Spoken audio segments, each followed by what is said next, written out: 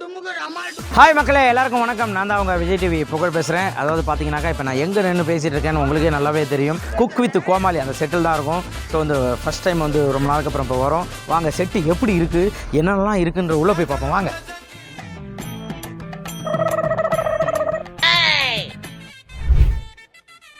மக்களே தான் நம்ம செட்டு குக் வித் கோமாளி.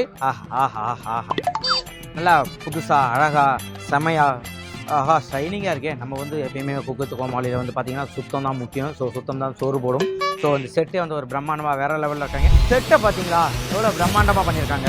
ஏன்னா வந்து இது சீசன் 4 வந்து வேறு லெவலில் இருக்கணும் அப்படின்றதுக்காக செட்டை வந்து பயங்கரமாக காமிச்சிருக்காங்க. ஸோ வந்து இதுதான் நம்மளோட என்ட்ரன்ஸு. இப்படி தான் நம்ம வந்து ஒரு சாங்கை போட்டாக்கா அப்படியே அப்படியே ஜலபுலங்கு ஆஹா இதுதான் கோமாளி நின்று அழகாக வந்து உங்களுக்கு வந்து யார் யார் வராங்களோ வரவேற்போம். அது வந்து என் தங்கம் வந்து நாங்களாம் வந்து பார்த்தீங்கன்னாக்கா ஜாலியாக பண்ணக்கூடிய சுனிதா அவர்கள். அப்புறம் பார்த்தீங்கன்னா அதுதான் வந்து ஜட்ஜி நிற்கக்கூடியது. வாங்க நம்ம பேண்ட்ரி எப்படி இருக்குன்னு பார்ப்போம் வாங்க.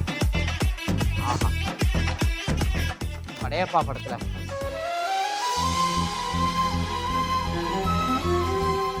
இதுதான் பேண்ட்ரி. வாங்க.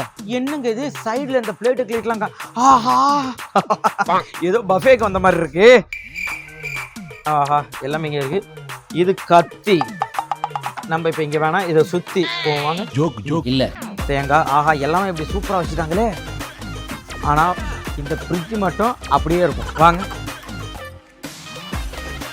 ரொம்ப நேரம் நல்லா பேசிக்கிட்டாரையா. என்னென்னமோ வச்சுருக்காங்களே உள்ள. சூப்பர். கயிறு கீரை ரைட் ஓகே. வாட்டர் பாட்டில் மட்டும் வச்சுருக்காங்க, குடிக்க வேண்டியதுதான். என்னடா இது புது ரூம் ஒன்று இருக்குது. வாங்க.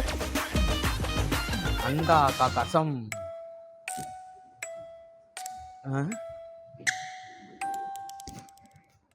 இது ஏதோ ஒரு இது வச்சுருக்காங்க. இல்லை எனக்கு தெரிஞ்சு ஏதோ கிஃப்ட் ஏதோ வைப்பாங்கன்னு நினைக்கிறேன். எப்படி திறக்கிறது? என்னங்க இது?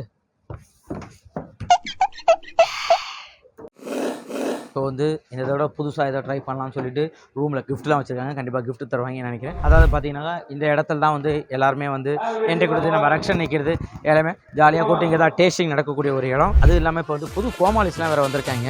அந்த கோமாளிலாம் யார் யாருன்னு சொல்லிட்டு உங்களுக்கு நான் இன்ட்ரோ கொடுக்குறேன்.